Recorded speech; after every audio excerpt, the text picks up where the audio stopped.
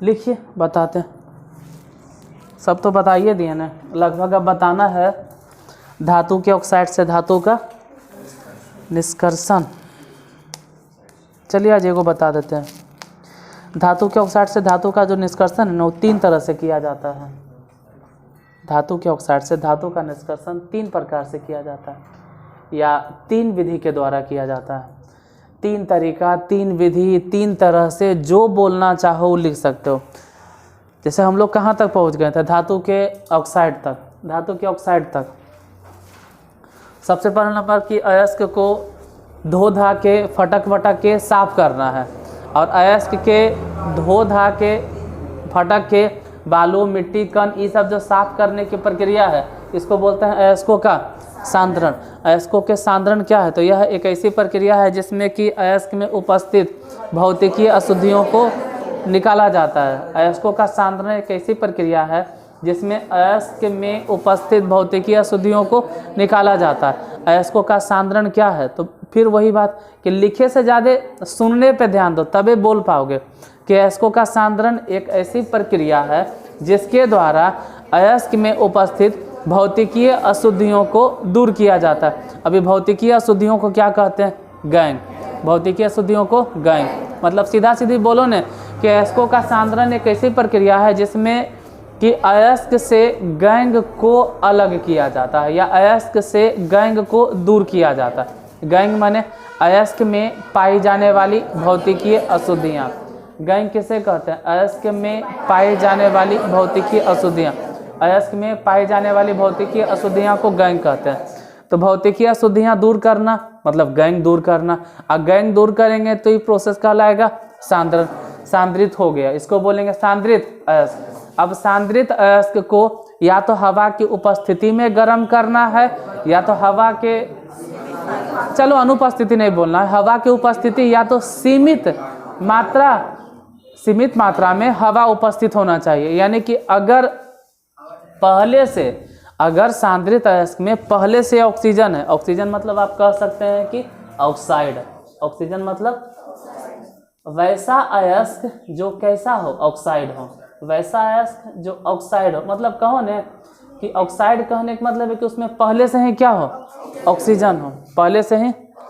जैसे कि मान लीजिए कि कार्बोनेट अयस्क, कार्बोनेट में ऑक्सीजन होता है, और वैसा अयस्क जिसमें पहले से पानी के मॉलिक्यूल्स है, मतलब बोलो कि कार्बोनेट अयस्क और जल युक्त अयस्क। जल युक्त के ये नहीं मतलब है कि जल ही डायरेक्ट रहेगा, लेकिन जब आप गर्म करोगे ना तो उसमें से निकलेगा कौन, जल, H2O, मतलब उसमें हाइड्रोजन भी है और ऑक्सीजन भी है, और गर्म करने पे निकल गया H2O, तो बोलेंगे H2O था, यानी जल युक्त अयस्क।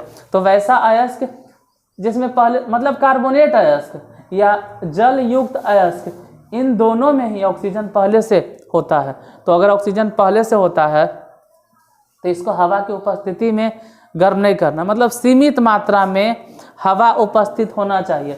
और सीमित मात्रा में अगर आप ऐसे अयस्क को गर्म करते हैं और सीमित मात्रा में गर्म करने पर यह ऑक्साइड में कन्वर्ट होता है, तो इस विधि को क्या बोलते हैं, एक लाइन में निस्तापन। या निस्तापन क्या होता है, निस्तापन क्या है, तो निस्तापन कह सकते हैं कि सांद्रित अयस्क को सीमित वायु की उपस्थिति में गर्म करके उसे धातु के ऑक्साइड में बदलने की एक प्रक्रिया है, निस्तापन होता है। जबकि भर्जन क्या है, भर्जन में सांद्रित अयस्क को हवा की उपस्थिति में गर्म किया जाता है, और भर्जन प्रायः सल्फाइड अयस्क के लिए, जबकि निस्तापन कार्बोनेट अयस्क और जल युक्त अयस्क के लिए उपयुक्त होता है। अब 2 चीज़ हो गया, पहले नंबर में सांद्रण, सबसे पहले सांद्रण हो गया। सांद्रण के बाद तो धातु सांद्रित हो गया, तो उसको फिर क्या किए कि धातु के ऑक्साइड में बदल दिए। पहले तो सांद्रण हुआ, फिर धातु के ऑक्साइड में बदल दिए, और जब ये हो जाएगा तो अब धातु के ऑक्साइड से धातु का निष्कर्षण, यानी कि अब हम सबसे अंतिम पॉइंट में आ गए, धातु से निष्कर्षण। इसके बाद एक और होता है, उसको बोलते हैं प्यूरिफिकेशन, शुद्धिकरण या परिष्करण। तो धातु का निष्कर्षण हम लोग 3 तरह से करेंगे, क्योंकि अभी तक फिलहाल देख रहे हैं कि कि हम कहाँ पहुँचे। पहले सांद्रण हुआ, सांद्रण में किसको दूर किया गया समझना है कि सांद्रण में हम लोग गैंग को निकाले।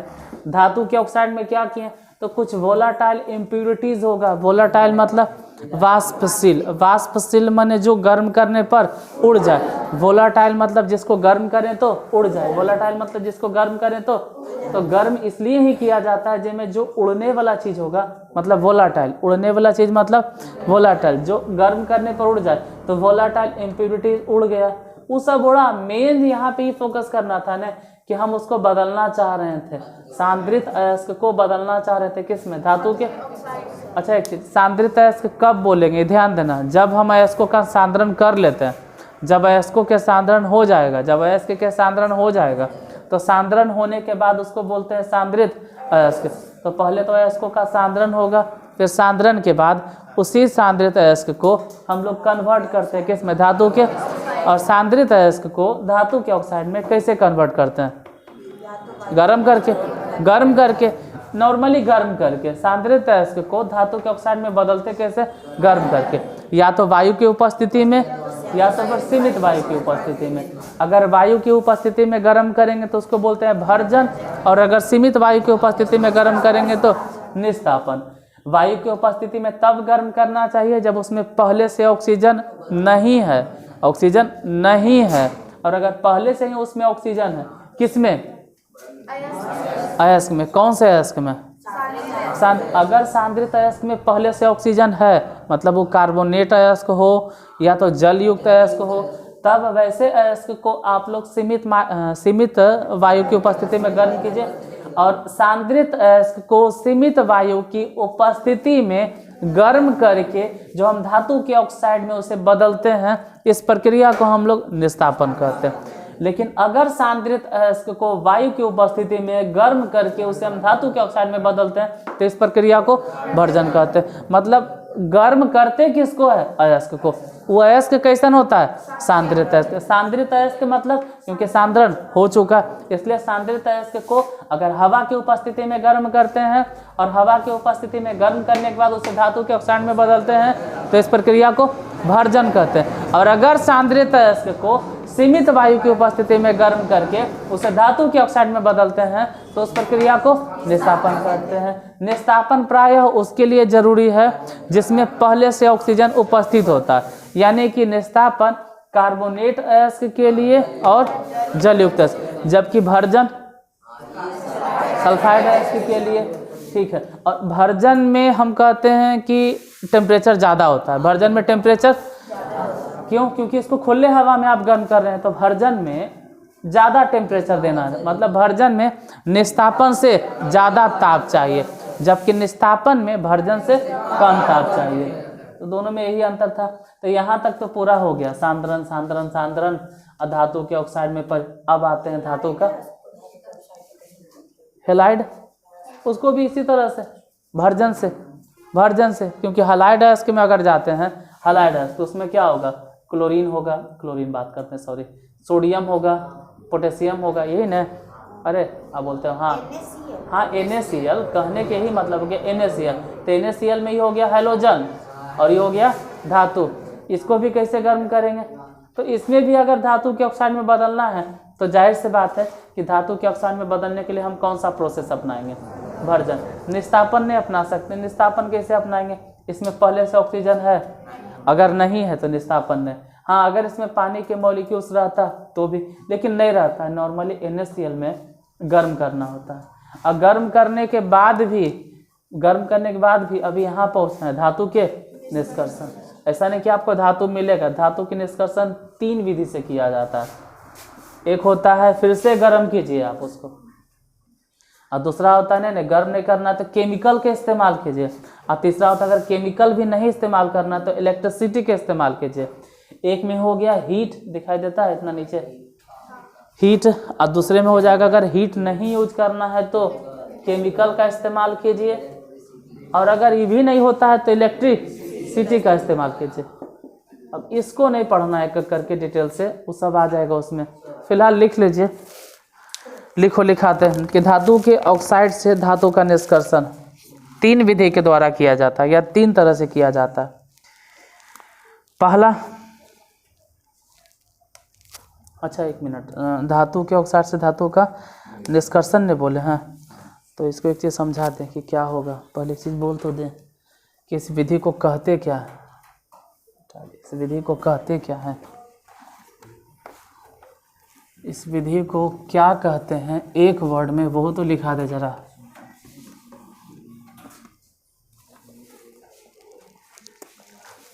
देखो हम कहाँ पहुँच गए हैं, धातु का निष्कर्षण। धातु का निष्कर्षण भूल जाइए, धातु का निष्कर्षण मतलब क्या हो गया। धातु का निष्कर्षण के मतलब है कि धातु के ऑक्साइड, धातु के ऑक्साइड से आप क्या प्राप्त कर रहे हैं, धातु। फिर से एक बार समझाते हैं। शुरू में आपके पास खनिज आता है, और अगर खनिज में अगर ऐसा हुआ कि खनिज में धातु की मात्रा है, धातु की मात्रा है मतलब अधिक है, धातु की मात्रा अधिक है, अच्छा खासा है। अगर उस खनिज में धातु की मात्रा अच्छा खासा है, तब आप उस खनिज को कह सकते हैं कि हाँ भाई अयस्क है। तो अयस्क से पहले तो अयस्कों का सांद्रण होता है, और जैसे ही अयस्कों का सांद्रण कर देते हैं तो इस सांद्रण के बाद कन्वर्ट हो गया सांद्रित अयस्क में, सांद्रित अयस्क में। अभी सांद्रित अयस्क को जनरली या नॉर्मली क्या किया जाता है, गर्म। जैसे ही गर्म करेंगे सांद्रित अयस्क कन्वर्ट हो जाएगा धातु के ऑक्साइड में, धातु के। ये सब लिखना है अपने तरीके से लिख लेना, हम समझाने पे फोकस कर रहे हैं। सबसे पहले जो जमीन से खोदते हैं वो खनिज है, अगर उसमें धातु की मात्रा ठीक ठाक है तब वो अयस्क है। अब इस अयस्क को आप सांद्रण प्रोसेस दो तीन तरह के होता है, froth flotation method, gravitation separation, magnetic separation, chemical separation, अरे फटक कर, छान कर, ओस कर, जैसे भी सांद्रण। तो सांद्रण के बाद ही कन्वर्ट हो जाएगा किसमें, असांद्रित अयस्क को फिर गर्म करना है। गर्म करने के भी दो तरह के नियम है, गर्म करने के दो प्रोसेस है। एक प्रोसेस के नाम है भर्जन और दूसरा के निस्तापन। अगर हवा की उपस्थिति में गर्म करेंगे तो भर्जन, और सीमित वायु में गर्म करेंगे निस्तापन। तो सांद्रित अयस्क अब कन्वर्ट किस में हो गया। अब हम चाह रहे हैं कि धातु के ऑक्साइड, चौथा स्टेप, धातु के ऑक्साइड किस में कन्वर्ट हो, धातु में। तो बीच में कुछ होता होगा ना इस प्रोसेस का कुछ नाम, जैसे यहाँ पे आप गर्म किए, गर्म करने में भी दो नाम आता है, एक भर्जन और एक निस्तापन। अयस्क को आप सांद्रित अयस्क में बदलना चाहते तो जो प्रोसेस आया उसको बोलते हैं सांद्रण। इससे सांद्रण के बाद वो जो बनेगा हो जाएगा सांद्रित अयस्क, शायद दिखाई नहीं देता होगा। तो वैसे ही धातु के ऑक्साइड से आप धातु में कन्वर्ट करना चाहते, जैसे उदाहरण के तौर पे मान लीजिए ना कि Al2O3 मानने में क्या जाता है, एल्यूमिनियम है और ये वाला देखो ये कैसे लिखते हैं, तो दो जो लिखे हैं ना वो ऑक्सीजन के वैलेंसी, और जो तीन लिखे हैं ना वो एल्यूमिनियम के वैलेंसी। और अब हम चाहते हैं कि यहाँ से ऑक्सीजन गायब, यहाँ से ऑक्सीजन गायब, यहाँ से ऑक्सीजन गायब, यहाँ से ऑक्सीजन गायब, और हमको सिर्फ मिले क्या, एल्यूमिनियम। अब हम सिर्फ चाहते हैं एल्यूमिनियम। एल्यूमिनियम क्या है, धातु। एल्यूमिनियम क्या है, धातु। जबकि वो क्या है, एल्यूमिनियम ऑक्साइड। एल्यूमिनियम मतलब धातु के ऑक्साइड। तो धातु के ऑक्साइड से अब हम प्राप्त कर लिए हैं डायरेक्ट धातु। तो कहेंगे ना कि ऑक्सीजन था, ऑक्सीजन उड़ गया, तो ऑक्सीजन का घटना, ऑक्सीजन का जो घटना होता है उसको बोला जाता है अपचयन। तो इस प्रोसेस को हम लोग कहते हैं अपचयन। तो बार बार अब आप ये नहीं बोलेंगे कि धातु के ऑक्साइड से धातु प्राप्त करना, जैसे अभी क्या लिखाए थे, धातु के ऑक्साइड से धातु, धातु का निष्कर्षण। तो एक लाइन में इसको लिख लो, अपचयन। मतलब ऐसे लिख लीजिए कि धातु के ऑक्साइड से धातु का निष्कर्षण करने की प्रक्रिया को अपचयन कहते हैं। धातु के ऑक्साइड से धातु का निष्कर्षण करने की प्रक्रिया को अपचयन कहते हैं। अपचयन क्यों कहते हैं वो अपने समझा देना, क्योंकि ऑक्सीजन अगर घटता है तो अपचयन, और अगर ऑक्सीजन जुड़ता है तो उपचयन। अरे इंग्लिश में बोलते हैं ऑक्सीडेशन और रिडक्शन। जैसे कोई पूछेगा कि अपचयन को इंग्लिश में क्या बोलते हैं, तो बोलिएगा रिडक्शन। रिडक्शन काहे कह रहे हैं, क्योंकि अगर ऑक्सीजन हटेगा, ऑक्सीजन अगर दूर जाएगा, ऑक्सीजन अगर निकल के भाग गया तो रिडक्शन, और अगर ऑक्सीजन जुट गया तो ऑक्सीडेशन। तो यहाँ ऑक्सीजन जुटा नहीं, ऑक्सीजन भाग गया। तो ऑक्सीजन अगर हट गया मतलब रिडक्शन, और ऑक्सीजन अगर सट गया तो ऑक्सीडेशन। मतलब जुट गया तो ऑक्सीडेशन और हट गया तो रिडक्शन, इसीलिए इसको बोल रहे हैं रिडक्शन। तो धातु के ऑक्साइड से धातु प्राप्त करने की प्रक्रिया अपचयन कहते हैं। लिखें, अपचयन कहते हैं। अपचयन की 3 विधि है, अपचयन के 3 विधि है या 3 विधियां हैं। अपचयन के 3 विधियां हैं या अपचयन 3 तरीके से किया जाता है। अपचयन के 3 विधियां हैं या अपचयन 3 तरीके से किया जाता है। अपचयन के 3 विधियां हैं या अपचयन 3 तरीके से किया जाता है। अपचयन के 3 विधि है या अपचयन 3 तरीके से किया जाता है। पहले उष्मा अपचयन, उष्मा अपचयन हीट रिडक्शन इसको बोलेंगे, उष्मा अपचयन। दूसरा नंबर में है रासायनिक अपचयन, रासायनिक अपचयन केमिकल रिडक्शन। और तीसरा नंबर में है विद्युतीय अपचयन, विद्युतीय अपचयन इलेक्ट्रोलाइटिक रिडक्शन। लिखे तीनों।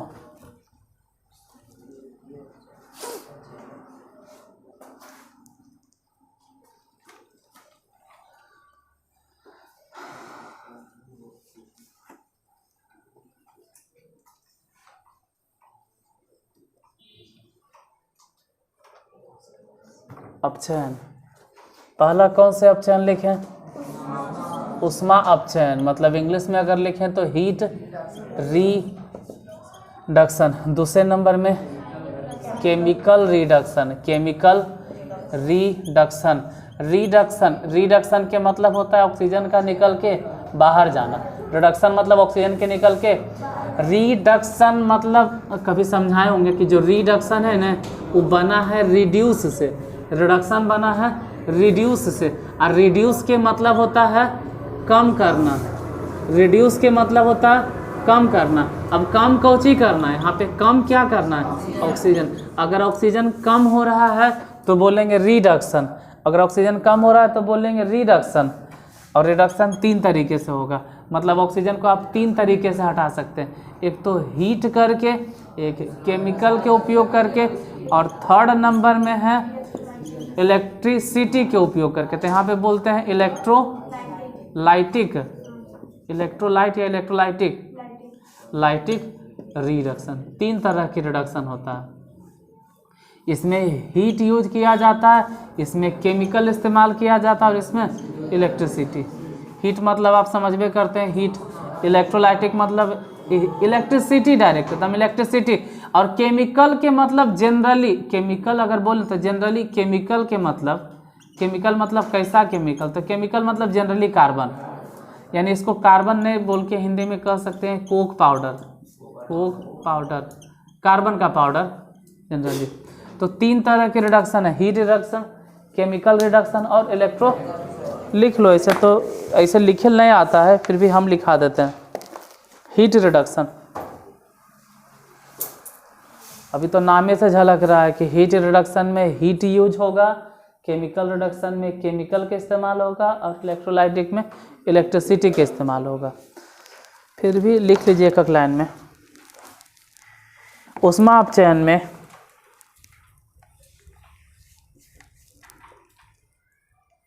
उष्मा अपचयन में उष्मा की मदद से या उष्मा के द्वारा, उष्मा अपचयन में उष्मा की मदद से या उष्मा के द्वारा अपचयन, अपचयन, अपचयन, अपचयन की प्रक्रिया करवाई जाती। वो तो नाम से खैर झलक रहा था कि उष्मा अपचयन है मतलब हीट चाहिए। उष्मा अपचयन में उष्मा के मदद से अपचयन की प्रक्रिया करवाई जाती है, जबकि केमिकल जैसे तो जैसे मिल जाएगा, टेंशन नहीं लो। जैसे जब एक करके पढ़ाएंगे ना तो सब में आप समझ जाएगा कि कहाँ हीट चाहिए।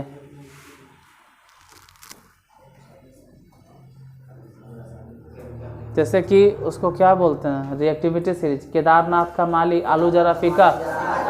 तो हम क्यों आगे आऊँ, ये जो हम क्यों आगे आऊँ जो नीचे वाला सीरीज है ना, इस सब में यूज किया जाता है हीट रिडक्शन, सब में इस्तेमाल किया जाता है। जैसे कॉपर है, उसके बाद एजी है, उसके बाद फिर गोल्ड है, फिर प्लेटिनम है। इन सब में आपको अगर रिडक्शन करना है तो कौन सा रिडक्शन, हीट रिडक्शन। थोड़ा सा और ऊपर जाएंगे, थोड़ा सा और ऊपर मतलब कि आयरन है, जिंक है, इन सब में अगर पहुँचेंगे तो वहाँ आते क्या यूज होगा, केमिकल रिडक्शन। और उससे भी ऊपर जाएंगे, जैसे केदारनाथ का माली, पोटेशियम, सोडियम और लिथियम, कैल्शियम, इन सब में जब पहुँचेंगे जो एकदम हाई रिएक्टिव है, जब हाई रिएक्टिव है यहाँ इसे लिख देते हैं, जैसे इलेक्ट्रोलाइटिक रिडक्शन, वो तो एक एक करके फिर पढ़ना है। ई जनरली किसके लिए, हाई रिएक्टिव के लिए, और ई जनरली किसके लिए, लेस रिएक्टिव या लो, और ई जनरली किसके लिए, मॉडरेट, जो बीच में आता है, जो ना तो ज़्यादा रिएक्टिव है और नहीं हद से ज़्यादा कम भी है, मतलब बीच वाला है, जैसे कि आयरन, जिंक, ये सब जो आता है। और जो एकदम ज़्यादा रिएक्टिव है जैसे सोडियम, लिथियम, पोटेशियम, उन सब के रिडक्शन के लिए आप क्या इस्तेमाल, गलती लिखा है, गड़बड़ बोल दी, गड़बड़ बोल, जो कम रिएक्टिव है, जैसे क्यों आगे यानी एजी और एयू और प्लेटिनम, गलती हो गया, यहाँ लिखल है लेस रिएक्टिव ना, तो कॉपर हो गया, सिल्वर हो गया, गोल्ड हो गया, प्लेटिनम हो गया। और ये हो गया हाई रिएक्टिव, जैसे कि सोडियम हो गया, पोटेशियम हो गया, लिथियम हो गया, कैल्शियम हो गया। तो इन सब का अगर रिडक्शन करना है तो आप पहुंच जाइए कौन से रिडक्शन में, इलेक्ट्रोलाइटिक रिडक्शन। यानी कि अगर हाई रिएक्टिव मेटल है तो उसके रिडक्शन के लिए हम लोग यूज करते हैं इलेक्ट्रोलाइटिक रिडक्शन, और अगर एकदम लेस रिएक्टिव मेटल है तो वहाँ पे जो रिडक्शन यूज करते हैं हीट रिडक्शन। और जो बीच वाला है वो तो खैर बीच वाला है, ये उसमें तो केमिकल का इस्तेमाल होता है। और जनरली केमिकल के अगर नाम लेते हैं तो जनरली कार्बन, इन्हें कि कार्बन रट्टा मारना, और भी अलग अलग तरह के केमिकल होता है। नॉर्मली कार्बन फेमस इसलिए कार्बन लिख दिए, इसको हटा दो। कार्बन अगर लिखल रहेगा तो बोलोगे हर जगह कार्बन होता है, नहीं, लिख लीजिए इसे। क्या लिखे थे अभी, ऊष्मा अपचयन में, अपचयन की ऐसी प्रक्रिया जो कि ऊष्मा के द्वारा करवाई जाती है, लिख लो प्रायः, इसमें लिख लीजिएगा प्रायः ऊष्मा अपचयन, प्रायः ऊष्मा अपचयन, प्रायः ऊष्मा अपचयन, उसको क्या बोलते हैं, लेस रिएक्टिव मेटल, मतलब कि कम अभिक्रियाशील धातु। प्रायः ऊष्मा अपचयन कम अभिक्रियाशील धातु, कम अभिक्रियाशील मतलब लेस रिएक्टिव मेटल ही लिखिए ना, कोई दिक्कत नहीं है। प्रायः ऊष्मा अपचयन कम अभिक्रियाशील धातु के अपचयन के लिए उपयोग किया जाता है। हम प्रायः बोल रहे हैं, इसका ही नहीं मतलब है कि यही एकदम यूनिवर्सल है, लेकिन ज़्यादातर जो कम रिएक्टिव मेटल है, लेस रिएक्टिव मेटल है, उसके रिडक्शन के लिए कौन सा मेथड है, तो हीट रिडक्शन। दूसरा आ जाइए chemical reduction, chemical reduction, chemical reduction मतलब हिंदी में रासायनिक अपचयन। अब कोई कहे कि रासायनिक अपचयन में ऊष्मा नहीं लगता है, सर लगता है, ऐसा थोड़ा है। प्रायः हम बोले हैं, इन्हीं की जो बोल दिए हैं वही एकदम पत्थर के लकीर है। तो लिखिए रासायनिक अपचयन, अपचयन की वैसी प्रक्रिया, या फिर ऐसे भी कह सकते हैं कि धातु के ऑक्साइड से धातु प्राप्त करने की प्रक्रिया में, जैसे लिखो न अपचयन की वैसी प्रक्रिया, अपचयन की वैसी प्रक्रिया लिखिए, अपचयन की वैसी प्रक्रिया जो उपयुक्त रसायन, उपयुक्त रसायन के मदद से करवाई जाती है, उपयुक्त रसायन के मदद से करवाई जाती है, या उपयुक्त रसायन के मदद से किया जाता है। हाँ, करवाई जाती है या किया जाता है, उपयुक्त रसायन की मदद से किया जाता है या करवाई जाती है, उसे रासायनिक अपचयन कहते हैं, केमिकल रिडक्शन। याद सिर्फ इतना रखना है कि जो लेस रिएक्टिव है उसके लिए जनरली हीट रिडक्शन, जो बीच वाला है उसके लिए केमिकल रिडक्शन। पैराग्राफ चेंज करके लिख लो कि जनरली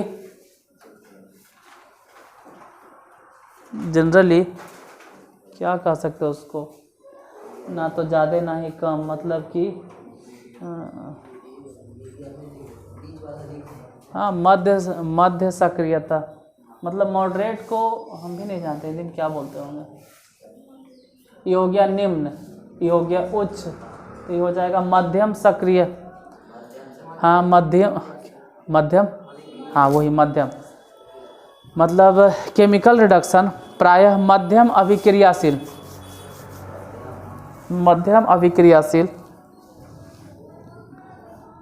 केमिकल रिडक्शन प्रायः मध्यम अभिक्रियाशील धातु के रिडक्शन के लिए उपयुक्त है। फिर से बोलते हैं, क्या बोले,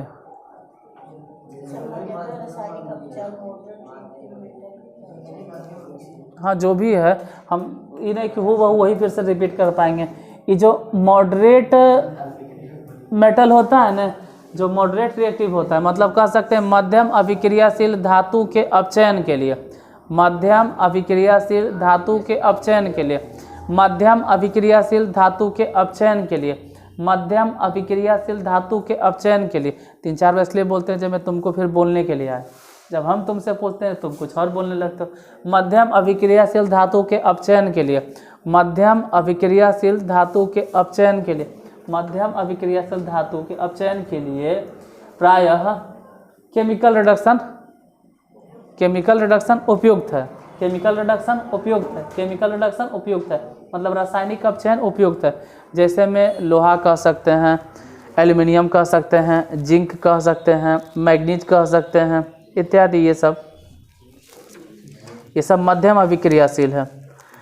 तो हाँ जिंक भी हो जाएगा,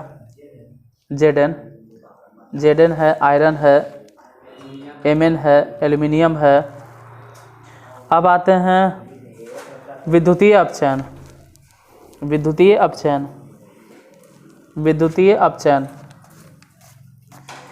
इसमें लिखेंगे अपचयन की वैसी प्रक्रिया जो विद्युत के मदद से करवाई जाती है। विद्युतीय अपचयन, नामे से पता चल जाएगा कि विद्युत है।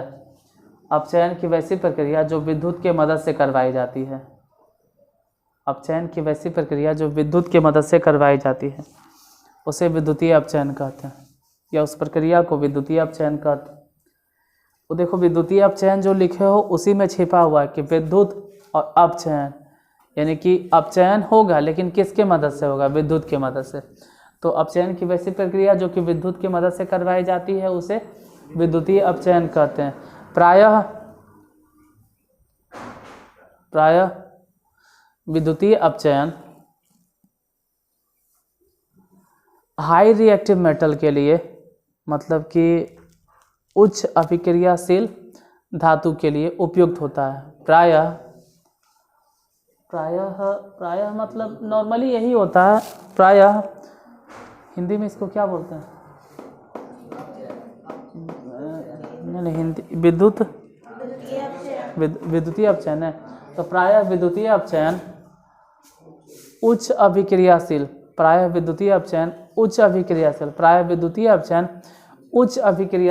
धातु के अपचयन के लिए उपयुक्त होता है।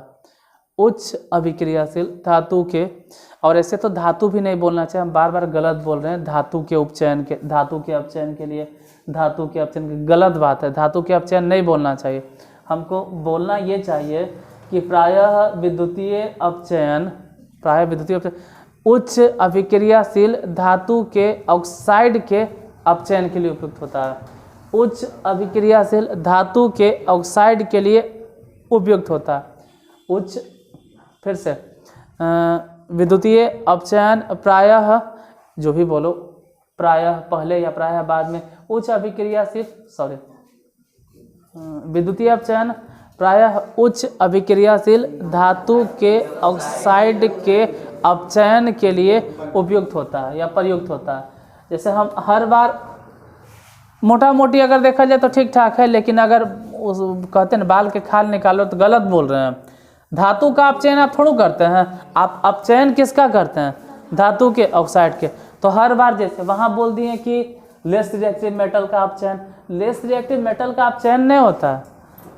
समझाने की अलग बात है कि समझाने के लिए हम बोल दिए कॉपर, सिल्वर, गोल्ड, प्लेटिनम, लेकिन ये गलत बात है। सच्चाई तो ये होगा ना कि आप निम्न अभिक्रियाशील धातु के ऑक्साइड के अपचयन के लिए कौन सा मेथड? Heat reduction. और मध्यम अभिक्रियाशील धातु के ऑक्साइड के अपचयन के लिए कौन सा मेथड? Chemical reduction. और उच्च अभिक्रियाशील धातु के ऑक्साइड बोलना जरूरी है। अब देखो यही तो 3-4 बार रिपीट करते हैं, जो हम पूछेंगे तो फिर गलत बोल दोगे। धातु के रिडक्शन नहीं करना है, जनरली धातु के बाद चिपका देना है क्या? ऑक्साइड। तो निम्न अभिक्रियाशील धातु के ऑक्साइड का रिडक्शन किसके मदद से? हीट रिडक्शन की मदद से। मध्यम अभिक्रियाशील धातु के ऑक्साइड का रिडक्शन किसके मदद से? Chemical reduction. उच्च अभिक्रियाशील वाले धातु के ऑक्साइड का रिडक्शन किसके मदद से? इसमें इलेक्ट्रिसिटी का यूज होता है, इसमें केमिकल का इस्तेमाल होता है, और वहाँ पे हीट का इस्तेमाल होता है। बाकी अब एक एक करके जो पूरा मेटलर्जी का प्रोसेस है, ठीक है, होली के बाद, ठीक है, हाँ होली के बाद, हाँ चलो भाई, यूट्यूब पे देखता है उसके लिए भी हैप्पी होली। अभी हैप्पी हो एडवांस में ना ये वीडियो मिलवे करेगा तुम लोग को। आज तो नहीं है, कल ले, यानी होली के दिन नहीं, अगजा दिन। हाँ तो चलो सबको एडवांस में हैप्पी होली।